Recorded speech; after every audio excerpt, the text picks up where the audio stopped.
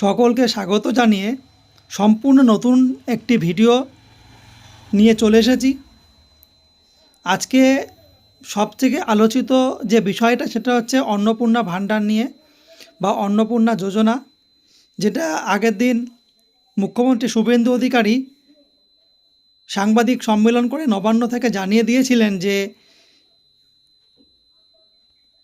যারা অন্নপূর্ণা যোজনা নিতে চায় তাদের সবাইকে ফর্ম ফিল আপ করতে হবে অফলাইন অথবা অনলাইনে, যে কোনোভাবেই আপনারা ফর্ম ফিল আপ করতে পারবেন। তার জন্য পোর্টাল খুলে দেবে, সেই অনুযায়ী কিন্তু দেখতে পাচ্ছ যে পোর্টাল খুলে দেওয়া হয়েছে অন্নপূর্ণা যোজনার। ঠিক আছে, এখান থেকে তোমরা অনলাইনে ফর্ম ফিল আপ করতে পারবে, অফলাইনেও যে ফর্ম ফিল আপ হবে তার জন্য তোমরা কিন্তু ফর্মও ডাউনলোড করতে পারবে এখান থেকে। ঠিক আছে, তার জন্য সরকার থেকে সম্প্রতি ওয়েবসাইটে লঞ্চ করে দেওয়া হয়েছে, পোর্টাল চালু করে দেওয়া হয়েছে। আমরা দেখে নেব যে কিভাবে তোমরা ফর্ম ডাউনলোড করবে বা ফর্ম ফিল আপ করবে, অনলাইনে কীভাবে ফর্ম ফিল আপ করবে, সমস্ত কিছুই আজকে আলোচনা করব। ঠিক আছে, দেখে নাও, এখানে অনেকগুলো অপশান রয়েছে। ঠিক আছে, অনেকগুলো অপশান রয়েছে। একটা হচ্ছে ডাউনলোড অন্নপূর্ণা যোজনা। ঠিক আছে, এটা কিন্তু ইংরাজিতে ফর্ম, যারা ইংরাজিতে ফর্ম চায় তারা এখান থেকে এটা ডাউনলোড করতে ফর্ম ফিল আপ করতে পারবে। আর এটা ডাউনলোড অন্নপূর্ণা যোজনার ফর্ম বাংলায়, আর এটা হচ্ছে হিন্দিতে। 3 রকমই ফর্ম এখানে কিন্তু দেওয়া আছে। তোমরা এখানে ক্লিক করলেই তোমাদের অটোমেটিক ডাউনলোড হয়ে যাবে, তারপরে সেই ফর্মটা প্রিন্ট আউট করে ফিল আপ করে জমা দিতে পারবে, কোনো অসুবিধা নেই। ঠিক আছে, আর যদি মনে করো তোমরা যে অনলাইনে ফর্ম ফিল আপ করবো, তাহলে কিন্তু এখানে দেখতে পাচ্ছ সমস্ত অপশান দেওয়া আছে। এন্টার রেজিস্ট্রেশন, ঠিক আছে, রেজিস্টার মোবাইল নাম্বার, ঠিক আছে, সমস্ত কিছু, একটা পাসওয়ার্ড, একটা লগইন, একটা আইডি তোমাদের এখান থেকে বানাতে হবে। সেই আইডি বানিয়ে তারপরে তোমাদের কি করতে হবে, পাসওয়ার্ড থাকবে, লগইন আইডি থাকবে, দিয়ে তোমাদের ওখানে ঢুকে তোমাদের যে ফর্মটা ফিল আপ করতে হবে সেই ফিল আপ করলেই তোমাদের অনলাইনে জমা পড়ে যাবে। ঠিক আছে, ঠিক আছে, আমরা এখন কি করব, এখানে যে দেখতে পাচ্ছি বাংলায় লেখা আছে অন্নপূর্ণা যোজনার ফর্ম, এটা এখন ডাউনলোড করে নেব। ঠিক আছে, দেখো আমরা এখন যে ফর্মটা ডাউনলোড করলাম ওয়েবসাইট থেকে, সেই ফর্মটা নিয়ে চলে এসেছি। দেখো, অন্নপূর্ণা যোজনা পারিবারিক তথ্য সংগ্রহের ফর্ম। ঠিক আছে, এটা কিন্তু অনেকটা বড় ফর্ম, 12 পাতার ফর্ম আছে। টোটাল সমস্ত কিছু ডিটেলসে ফর্ম ফিল আপ করতে হবে। তা যারা এই ফর্মটি ফিল আপ করতে চাও অবশ্যই কিন্তু ভিডিওটি শেষ পর্যন্ত দেখবে। ফর্মের প্রতিটা পয়েন্ট তোমাদের কিন্তু আলোচনা করে দেব। ঠিক আছে, আশা করি তোমরা তোমাদের ভিডিওটা দেখার পরে ফর্ম ফিল আপ করতে কোনো সেভাবে অসুবিধা হবে না। ঠিক আছে, তোমাদের দেখো যে ফর্মটা ফিল আপ করতে হবে, সেই ফর্মের প্রথমে রয়েছে 1 নম্বরে পরিবারের প্রধানের নাম। পরিবারের প্রধান যে হবে, একজন মহিলা যদি প্রধান হন, যে পাবে সেই যদি প্রধান হন তার নাম লিখবে। যদি তার সেই পরিবারের তার স্বামী থাকে, স্বামী যদি প্রধান হয় তাহলে কিন্তু তার স্বামীর পুরো নাম লিখতে হবে। ঠিক আছে, আধার কার্ড অনুযায়ী, আধার কার্ডে যে নাম আছে সেই নাম অনুযায়ী, এবং জন্ম তারিখ লিখতে হবে। তার পরিবারের প্রধানের জন্ম তারিখ লিখতে হবে, দিন মাস এবং বছর অনুযায়ী। ঠিক আছে, দিন মাস বছর অনুযায়ী জন্ম তারিখটা লিখতে হবে। এবং পরিবারের প্রধানের লিঙ্গ, পরিবার যে প্রধান সে কি পুরুষ, মহিলা না অন্যান্য, এইখানে যে চেক বক্স আছে এখানে টিক মারতে হবে। ঠিক আছে, পরিবারের যে প্রধান তার সম্পর্কে কিন্তু আমরা এখানে লিখছি। এখানে পরিবার প্রধানের আধার নম্বর বলেছে, তাহলে এইখানটা আধার নম্বর লিখে দিতে হবে। ডিজিটাল রেশন কার্ডের পারিবারিক আইডি, যে যদি তোমাদের যে পরিবারের প্রধান আছে তার যদি ডিজিটাল রেশন কার্ড থাকে, তার যে আইডিটা আছে তার আইডিটা এখানে লিখতে হবে। এবং পরিবারের সদস্য সংখ্যা, পরিবারে মোট কতজন সদস্য আছে সদস্য সংখ্যা শুধুমাত্র সংখ্যায় লিখতে হবে। ঠিক আছে, সদস্য সংখ্যা, দেখা গেল একজন পরিবারের স্বামী স্ত্রী এবং দুজন সন্তান আছে, তাহলে কিন্তু মোট এখানে 4 লিখতে হবে। একজন সন্তান থাকলে মোট 3 জন লিখতে হবে, আর সন্তান সন্ততি না থাকলে 2 জন লিখতে হবে। তাহলে পরিবারের মোট যতজন সদস্য ততটা সংখ্যা লিখতে হবে, ঠিক আছে। এবং 7 নম্বরে চলে আসব। 7 নম্বরে কি আছে? ঠিকানা। ঠিকানাটা কি? স্থায়ী ঠিকানা। এখন যে ঠিকানায় আপনারা থাকেন সেই ঠিকানা কিন্তু এখানে লিখতে হবে পুরো, ঠিক আছে। এবং যোগাযোগের নম্বর, বিশেষত পরিবারের প্রধানের আধার নম্বর যুক্ত মোবাইল নম্বর। যে নাম্বারটা আধার নম্বরের সঙ্গে যুক্ত আছে পরিবারের প্রধানের, সেই নাম্বারটা এখানে লিখতে হবে। এবং নাম, জন্ম তারিখ, লিঙ্গ ও পরিবার প্রধানের সঙ্গে সম্পর্ক, আধার নম্বর এবং পরিবারের সকল সদস্যের, ঠিক আছে। এইবার এখানে পরিবারের যে সদস্যরা আছেন, ঠিক আছে, পরিবারের সদস্যদের সম্পর্কে ডিটেলসে কিন্তু এখন লিখতে হবে, ঠিক আছে। সেই যতগুলো সদস্য লিখব, প্রতিটা সদস্যের কিন্তু পরিবারের যে প্রধান তার সঙ্গে কি সম্পর্ক আছে তা লিখতে হবে। আমরা তো উপরে পরিবারের প্রধানের সম্পর্কে তথ্য দিয়ে দিয়েছি। এইবার দেখো পরিবারের প্রধান রয়েছে এখানে, ঠিক আছে। বলছে যে এখানটা দেখে নাও, অন্নপূর্ণা যোজনার জন্য আবেদন করা হচ্ছে, ঠিক আছে। অন্নপূর্ণা যোজনার জন্য আবেদন করা হচ্ছে, অবশ্যই হচ্ছে। এবং হ্যাঁ, বলছে পরিবারের প্রধান, যদি পরিবারের প্রধানের মানে যে প্রধান আছে সেই যদি অন্নপূর্ণা ভাণ্ডারের জন্য আবেদন করে, তাহলে এখানে হ্যাঁটা টিক মারতে হবে। আর যদি প্রধান কোনো পুরুষ হয়, তার স্ত্রী দেখা হলো, এখানে 2 নম্বরে তার স্ত্রীর নাম লিখতে হবে। আর যদি প্রথম সদস্য অন্নপূর্ণা যোজনার জন্য আবেদন করতে হয়, তাহলে এইখানে হ্যাঁ লিখতে হবে, ঠিক আছে। সব জায়গায় কিন্তু হ্যাঁ টিক মারতে হবে না। যে অন্নপূর্ণা ভাণ্ডারের জন্য আবেদন করবে, শুধুমাত্র তার নামের পাশে হ্যাঁতে টিক মারতে হবে, ঠিক আছে। তাহলে পরিবারের প্রধান যদি পুরুষ হয়, তার নামের পাশে এখানে কিন্তু হ্যাঁতে টিক মারতে হবে না। পরিবারের সদস্য নম্বর 1-এ তার স্ত্রীর নাম লিখতে হবে, ঠিক আছে।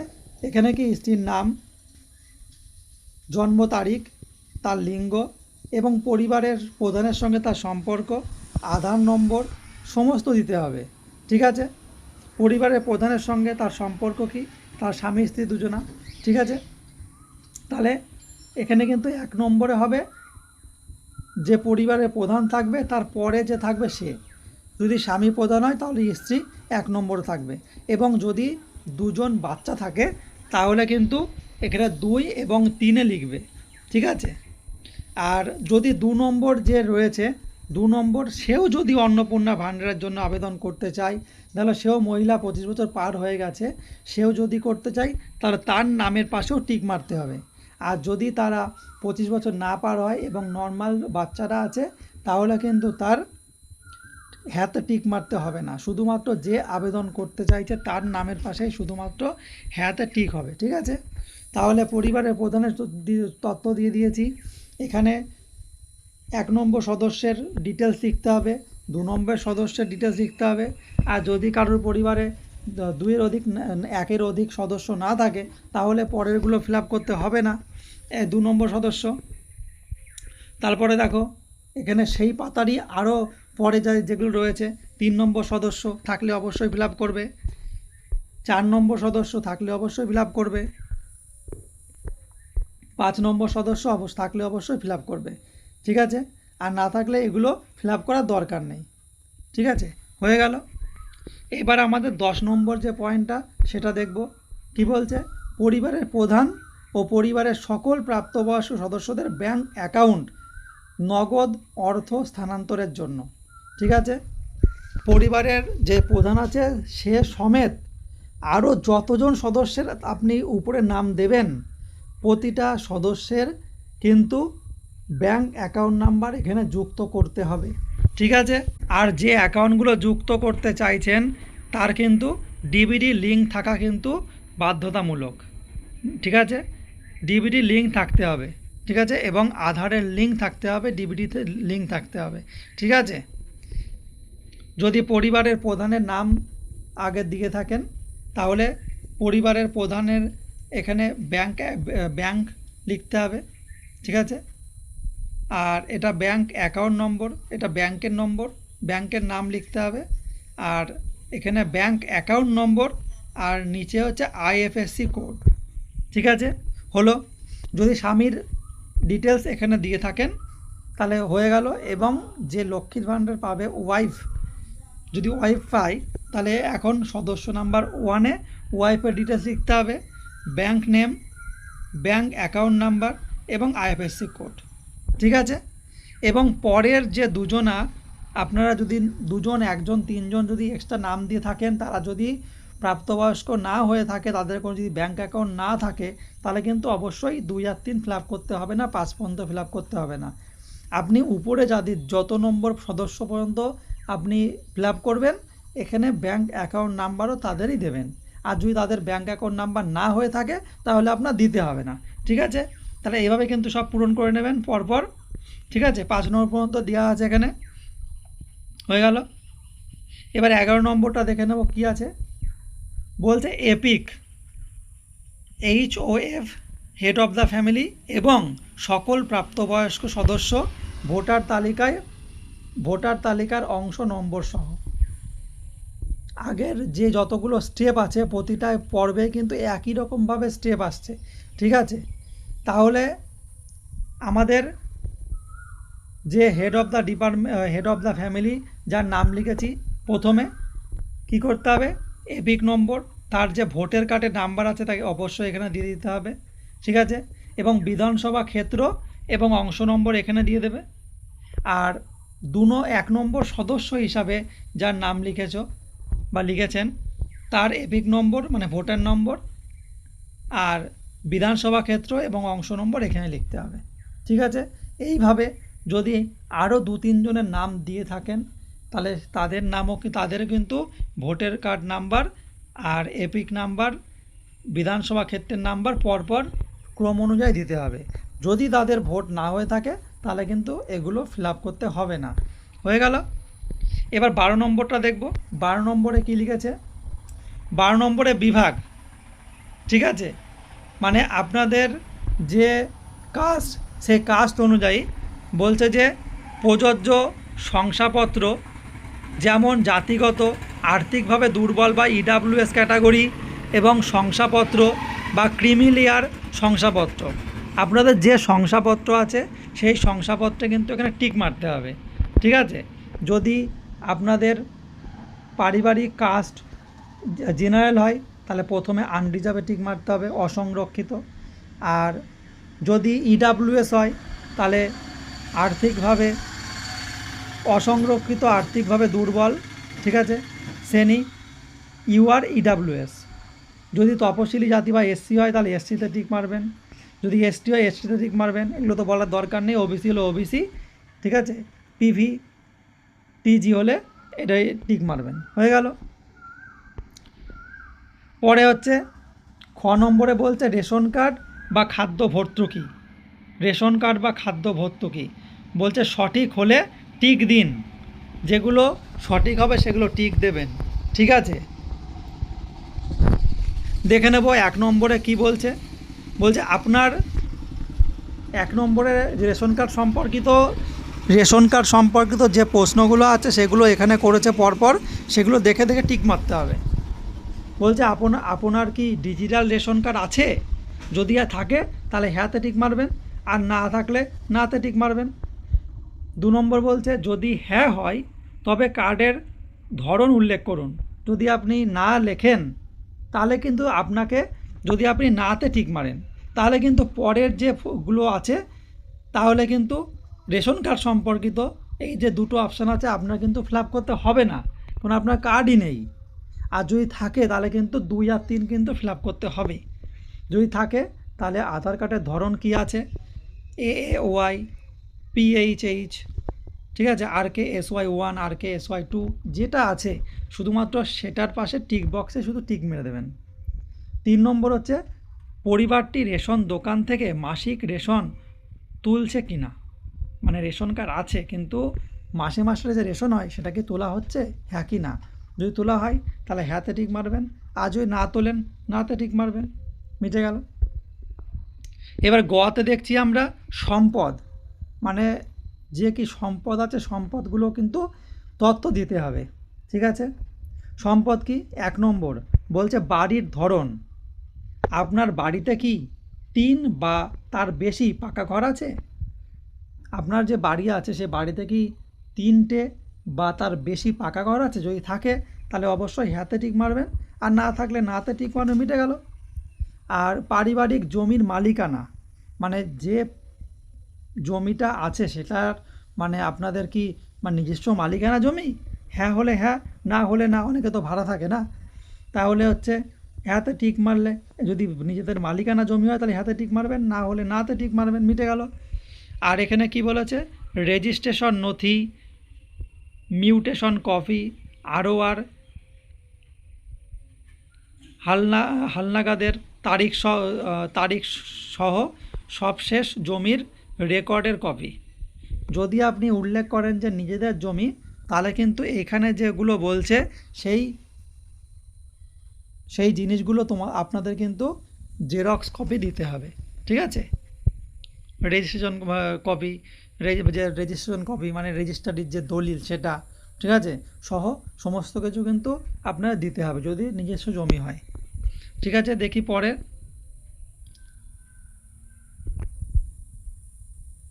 পরেরটা বলছে 3 নম্বর, পরিবারের সকল সদস্যের মোট জমির পরিমাণ। পরিবারের যে যতজন সদস্য আছে, যদি একজনের নামে জমি হয় কোনো ব্যাপার নেই। যদি যে সদস্য আছে প্রতিটা সদস্য যদি আলাদা আলাদা জমি কেনা থাকে, তাহলে কিন্তু সমস্ত জমির মোট যে পরিমাণ কত হচ্ছে সেটা শতকে এখানে লিখতে হবে। আর রেজিস্ট্রি নথির এবং সবশেষ আর জমির নথি, এগুলো জেরক্স লাগবে। ঠিক আছে। 4 নম্বরে বলছে যানবাহন। আপনি এবং পরিবারের কোনো সদস্য কি অবাণিজ্যিক মোটর চালিত 4 চাকার গাড়ি আছে? মানে আপনার বা আপনার পরিবারের যে কোনো সদস্যের কি কোনো মানে অবাণিজ্যিক, যেগুলো বাড়িতে ব্যবহার করা হয়, মোটর চালিত 4 চাকার গাড়ি আছে? ঠিক আছে, মোটর চালিত 4 চাকার গাড়ি আছে? যদি থাকে অবশ্যই হ্যাঁতে টিক মারবেন, না হলে নাতে টিক মারবেন। যদি হ্যাঁ হয়, যদি 4 চাকার গাড়ি থাকে, তাহলে কিন্তু আপনার গাড়ির যে রেজিস্ট্রেশন নম্বর সেটা লিখতে হবে। আর গাড়িটা কী ধরনের সেটা লিখতে হবে। গাড়ি, জিপ, ট্র্যাক্টর অন্তর্ভুক্ত করুন, সেটা লিখবেন। যদি হ্যাঁ হয় তাহলে এটা লিখবেন এখানে কী গাড়ি, আর তার নিচে লিখবেন গাড়ির যে মডেল নাম্বার সেটাও লিখতে হবে। ঠিক আছে, সমস্ত পুঙ্খানুপুঙ্খ তথ্য কিন্তু দিতে হবে এখানে। পরেরটা 5 নম্বরে বলছে পরিবার ভিত্তিক সদস্যদের স্বাস্থ্য বিমা। ঠিক আছে, মানে পরিবারের যে সদস্যরা আছে, দেখা হলো আপনি পরিবারের হেড অফ দ্য ফ্যামিলি সহ মোট 4 জনের নাম দিয়েছেন। ঠিক আছে, তাহলে 4 জনের নামেই কোনো সরকারি বেসরকারি কোনো বিমা করা আছে কিনা, এলআইসি করা আছে কিনা, সমস্ত কিন্তু আপনার এখানে উল্লেখ করতে হবে। ঠিক আছে, যদি স্বাস্থ্য বিমা না থাকে তাহলে নাতে টিক মেরে দেবেন, আর কোনো ব্যাপারই নেই, কোনো কিছুই ফিল আপ করতে হবে না। ঠিক আছে, এগুলো পুরো ফাঁকা যাবে, নিচের যে অপশানগুলো পুরো ফাঁকা যাবে। আর যদি হ্যাঁ হয়, ঠিক আছে, হ্যাঁ হয়, যদি হ্যাঁ হয় তবে এখানে টিক মারতে হবে। আর সরকারি এবং বেসরকারি বিমার অঙ্ক এবং প্রিমিয়াম বিবরণ সহ উল্লেখ করুন। ঠিক আছে, যদি সরকারি বা বেসরকারি বিমা হয় সেটা কিন্তু এখানে কত অঙ্কের বিমা এবং প্রিমিয়াম কত করে দিতে হয় মাসে মাসে সেটা উল্লেখ করতে হবে। ঠিক আছে, তাহলে প্রথমে আসি, যদি হেড অফ দ্য ফ্যামিলির যদি কোনো সরকারি বা বেসরকারি বিমা থাকে, যদি সরকারি বিমা থাকে সরকারিতে টিক মারতে হবে, আর বেসরকারি বিমা থাকলে বেসরকারি টিক মারতে হবে। আর বিমার অঙ্ক কত সেটা এখানে লিখতে হবে, আর বিমার প্রিমিয়াম কত মাসে মাসে সেটা এখানে লিখতে হবে। আর যদি প্রথম প্রথম সদস্য যিনি আছেন, যার নাম প্রথম সদস্য হিসেবে লিখেছেন, প্রথম সদস্য হিসাবে যদি ওয়াইফের নাম থাকে, তাহলে ওয়াইফের নামে কোনো যে লক্ষ্মীর ভাণ্ডার পাচ্ছে তার নামে কোনো সরকারি ও বেসরকারি কোনো বিমা আছে কি না সেটা লিখতে হবে। সরকারিতে সরকারিতে টিক মারবেন, আর বেসরকারি থাকলে বেসরকারিতে টিক মারবেন। ঠিক আছে, কোনো ব্যাংকে সরকারি, পোস্ট অফিসে যদি থাকে তাহলে সরকারি বিমা হবে।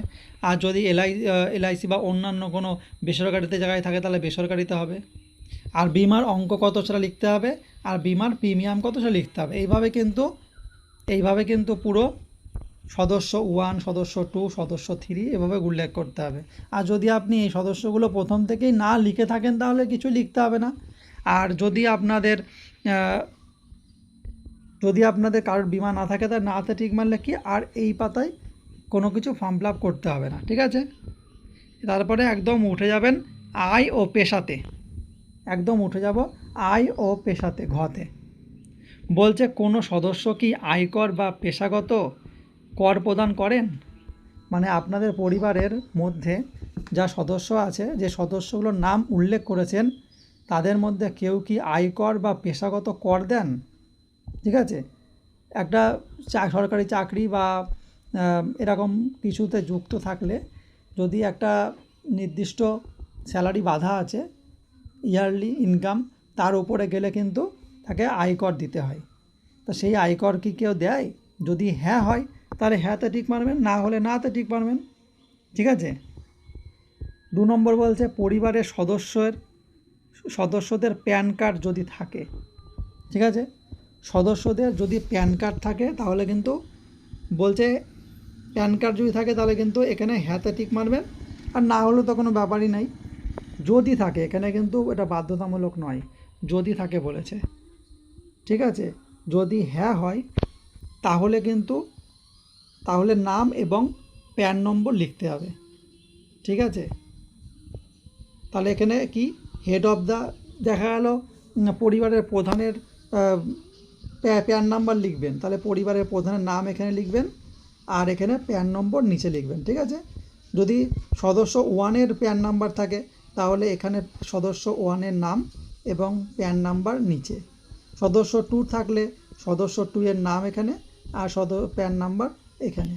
এইভাবে কিন্তু উল্লেখ করে যেতে হবে, ঠিক আছে। এইভাবে কিন্তু প্যান নাম্বারগুলো উল্লেখ করতে হবে। যদি পরের যারা সদস্য আছে তাদের যদি প্যান নাম্বার না থাকে তাহলে কিন্তু উল্লেখ করার দরকার নেই, ঠিক আছে। এবার এখানেও দেখো সেই আগের ধাপগুলো রয়েছে, সদস্য সংখ্যাগুলো, ঠিক আছে। এবার আসবো আমরা কর্মসংস্থানের ধরন নিয়ে, ঠিক আছে। পরিবারের প্রধান যে কর্মক্ষেত্রের সঙ্গে যুক্ত সেই কর্মসংস্থানের বিষয়ে আসব। সবচেয়ে উপযুক্ত মানে ঘরে টিক দিন, আর যদি প্রয়োজনীয় কোনো নথি থাকে সে নথিটা জমা দিতে হবে, ঠিক আছে। বুঝা গেল? কর্মসংস্থানে পরিবারের প্রধান যে কাজ করে সেই কাজের এখানে তথ্য দিতে হবে আর প্রয়োজনীয় নথি জমা দিতে হবে, ঠিক আছে। পরিবারের প্রধানের যে কাজ করছে সেটা। যদি সরকারি ক্ষেত্র হয় তো সরকারি ক্ষেত্রে টিক মারতে হবে, বেসরকারি ক্ষেত্রে বেতনভোগী কর্মচারী হলে বেসরকারি টিক মারতে হবে।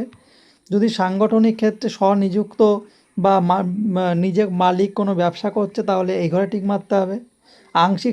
আংশিক সময়ের জন্য কর্মরত পার্ট টাইম কোনো কাজ করছে তাহলে এক্ষেত্রে টিক মারতে হবে, ঠিক আছে। পরিযায়ী শ্রমিক হলে এখানে, বেকার হলে এখানে, অন্যান্য হলে এখানে। বোঝা গেছে? প্রতিটাই যেটা হবে সেটা ঠিক মারতে হবে, ঠিক আছে। এটা হচ্ছে পরিবারের প্রধানের কথা বললাম, ঠিক আছে। কর্মসংস্থানের ধরন, পরিবারের প্রধান কি করে সেটা।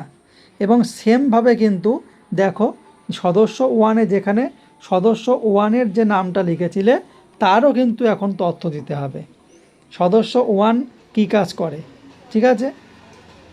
সদস্য 1 যে কাজ করে সেটা কিন্তু সেখানেও এখানে টিক, সদস্য 1-এ কিন্তু যে নাম লিখেছিলে তার তথ্য দিতে হবে, যে কাজ করে সেখানে টিক মারতে হবে, ঠিক আছে। এইভাবে কিন্তু সদস্য 2, সদস্য 3, সদস্য 4 এইভাবে কিন্তু সদস্য 5 এইভাবে চলে আসলো, ঠিক আছে।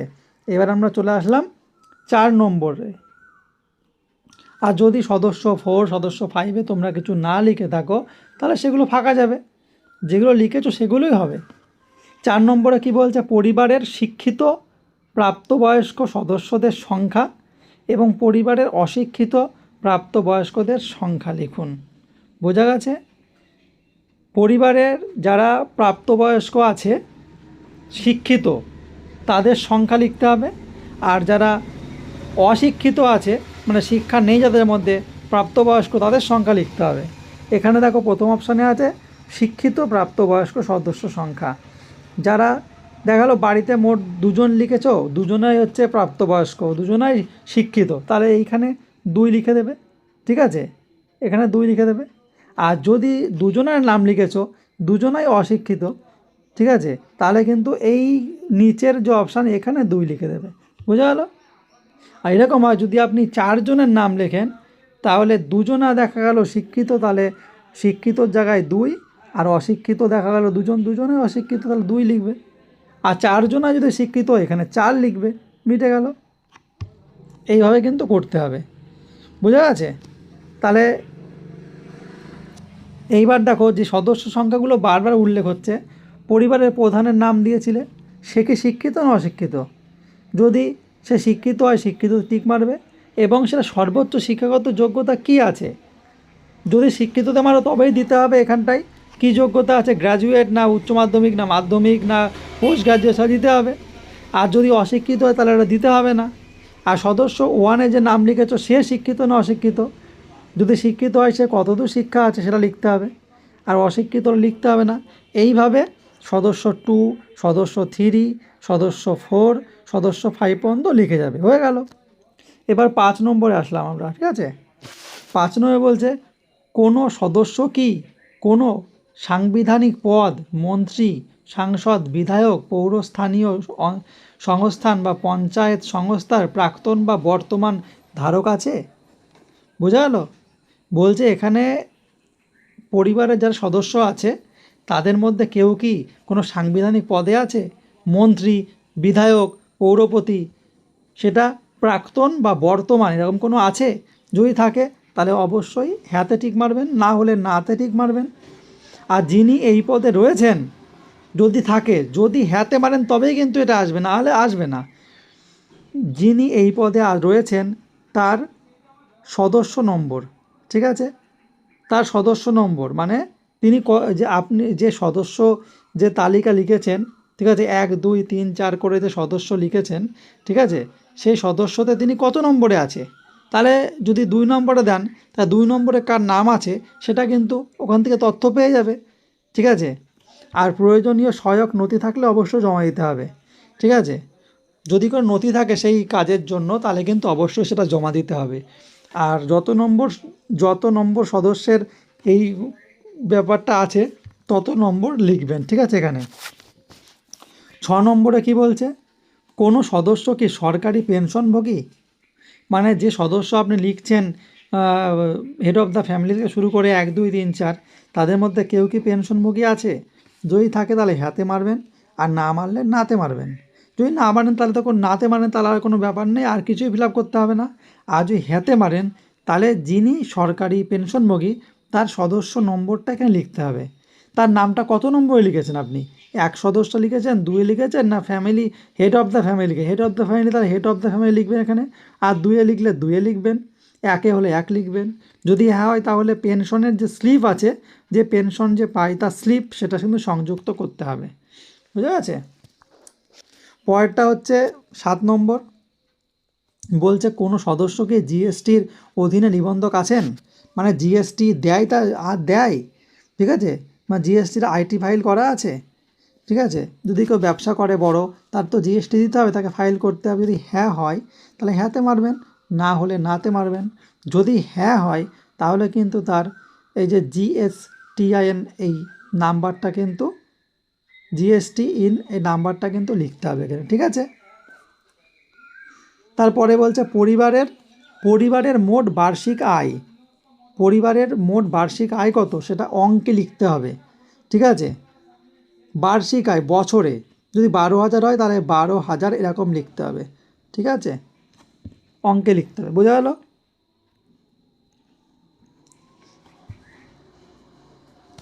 পরে নম্বর কি বলছে, অন্যান্য পরিচয়ের নথি।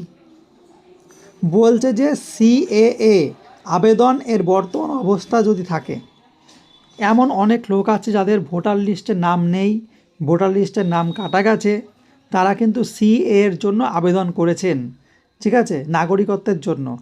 যদি এরকম ক্যান্ডিডেট কেউ থাকে আপনাদের সদস্য তালিকায়, এরকম ক্যান্ডিডেট থাকে তাহলে কিন্তু এখানে সেই তথ্যগুলো দিতে হবে। বোঝা গেল? যদি সিএ এর ব্যাপার থাকে, দেখা গেলো এখানে পরপর দেওয়া আছে, দেখো পরিবারের প্রধান যে তার সম্পর্কে লিখতে হবে। বলছে সিএ যদি জন্য তিনি অ্যাপ্লাই করে থাকেন। দেখা গেল পরিবারের যে প্রধান তার কোনো সিএ এর দরকার নেই, তার নাম আছে ভোটার তালিকায়, তাহলে কি প্রযোজ্য নয় মারতে হবে, ঠিক আছে। আর যদি সে আবেদন করে থাকে তাহলে এখানে 2-এ মারতে হবে, আবেদন করা হয়েছে। যদি হ্যাঁ হয় তাহলে আবেদনের যে নম্বরটা আছে সেটা কিন্তু এই নিচে উল্লেখ করতে হবে, বুঝা গেল। আর আরেকটা হচ্ছে ইস্যু করা হয়েছে, যদি মানে ইস্যু করা হয়ে গেছে মানে সে সিএ পেয়ে গেছে, যদি হ্যাঁ হয় তাহলে সার্টিফিকেট পেয়ে গেছে, সে সার্টিফিকেটের নম্বরটা কিন্তু লিখতে হবে এখানে, ঠিক আছে। আর যদি তার সিএ দরকারই নেই মানে সে মানে নাম আছে সব কিছুতে, তাহলে কিন্তু প্রযোজ্য নয় ঠিক মারতে হবে। এইভাবে কিন্তু সদস্য 1, সদস্য 2, সদস্য 3, সদস্য 4, সদস্য 5 কিন্তু এইভাবে কমপ্লিট করে যাবে, বোঝা গেল। এইবার আসছি 2 নম্বরে, অন্যান্য কিষাণ ক্রেডিট কার্ড, এআরডি, শিল্পী ক্রেডিট কার্ড, মৎস্য ক্রেডিট কার্ড, শিক্ষার্থী ক্রেডিট কার্ড। সরকার থেকে অনেক রকম ক্রেডিট কার্ড কিন্তু ইস্যু করা হয়, ঠিক আছে। বিভিন্ন ক্ষেত্রে যারা কর্মরত আছে, যারা কিষাণ ক্রেডিট কার্ড আছে, যারা কিষাণের জন্য টাকা পায়, ঠিক আছে, শিল্পীদের দেওয়া হয় ক্রেডিট কার্ড, মৎস্যজীবীদের দেওয়া হয় ক্রেডিট কার্ড। যদি এরকম কারোর কোনো ক্রেডিট কার্ড থাকে তাহলে কিন্তু আবেদনকারীকে তাহলে কিন্তু সেটা কিন্তু উল্লেখ করতে হবে। দেখা গেলো পরিবারের প্রধান, তার যদি কোনো এখানে যতগুলো ক্রেডিট কার্ড আছে সে যদি কোনো ক্রেডিট কার্ড মানে পায় মানে আছে, তাহলে সেই ক্রেডিট কার্ডের নাম্বার উল্লেখ করতে হবে, ঠিক আছে। আইডির সংখ্যা উল্লেখ করতে হবে, যে তারিখে ইস্যু করা হয়েছে সেটা লিখতে হবে। আর আবেদনকারী কর্তৃপক্ষের বিবরণ মানে যেখান থেকে আবেদন করে এই কার্ডটা পাওয়া গেছে মানে কোন কর্তৃপক্ষ থেকে কার্ডটা দিয়েছে সেটা এখানে লিখতে হবে, ঠিক আছে, সেটার বিবরণ দিতে হবে। এইভাবে কিন্তু যদি আপনার কোনো ক্রেডিট কার্ড না থাকে, ঠিক আছে, কোনো ক্রেডিট কার্ড না পান, কোনো ক্রেডিট কার্ড না থাকে, তাহলে কিন্তু এগুলো আপনাকে ফিল আপ করতে হবে না। আর যদি থাকে, যে যতগুলো সদস্য দিয়েছেন যে সদস্যের নামে আছে সেই সদস্যগুলো কিন্তু এইভাবে 1 নম্বর 2 নম্বর 3 নম্বর উল্লেখ করে যাবেন। আর যদি না থাকে তাহলে এগুলো ফাঁকা যাবে, ঠিক আছে। এইভাবে কিন্তু তোমরা করবে। তারপরে 3 নম্বরে বলছে, যদি এসআইআর 2026-এর নাম বাদ পড়ে তবে মামলাটি ট্রাইব্যুনালে বিচারাধীন কিনা, বোঝা গেল। অনেকে তো এসআইআর করার পরে নাম বাদ গেছে, তাদের নাম আবার ট্রাইব্যুনালে নতুন করে তারা জমা দিয়েছে নামটা উঠানোর জন্য। যদি এরকম যদি হয়, ঠিক আছে, এরকম যদি হয় তাহলে মানে বিচারাধীন, ট্রাইব্যুনালে বিচারাধীন কিনা, ঠিক আছে। যদি বিচারাধীন না থাকে তাহলে না, ঠিক আছে। আর যদি মানে প্রযোজ্য কোনো দরকারই নেই, তো আপনার এসআইআরের কোনো অসুবিধাই হয়নি, তাহলে কিন্তু প্রযোজ্য নয়। আর যদি বিচারাধীন থাকে, হ্যাঁ হয়, তাহলে যদি হ্যাঁ হয় তাহলে মামলাটার কিন্তু বিবরণ দিতে হবে এখানে, ঠিক আছে, এখানে বিবরণ দিতে হবে। এইভাবে সদস্য 1, সদস্য 2, সদস্য 3 লিখে যেতে হবে, বোঝা গেল। যদি না থাকে সদস্য লিখতে হবে না। এইবার হচ্ছে পরের নম্বর হচ্ছে সামাজিক মর্যাদা এবং নির্ভরশীল ব্যক্তিগণ, ঠিক আছে। বলছে 1 নম্বর, বিদ্যালয়ে অধ্যয়নরত পরিবারের সকল শিশুর বিবরণ। যদি আপনার যে তালিকা রয়েছে সেই মানে পরিবারের সদস্যদের তালিকা আছে, সেই তালিকায় যদি কেউ পড়াশোনা করছে তাহলে কিন্তু তাদের বিবরণ দিতে হবে, বোঝা গেল। সদস্য নম্বর, ঠিক আছে। শিশু সদস্য 1, যদি শিশুদের সদস্য সংখ্যা 1-এ যেটা লিখেছ শিশুদের নাম, সেই শিশুর নাম লিখতে হবে।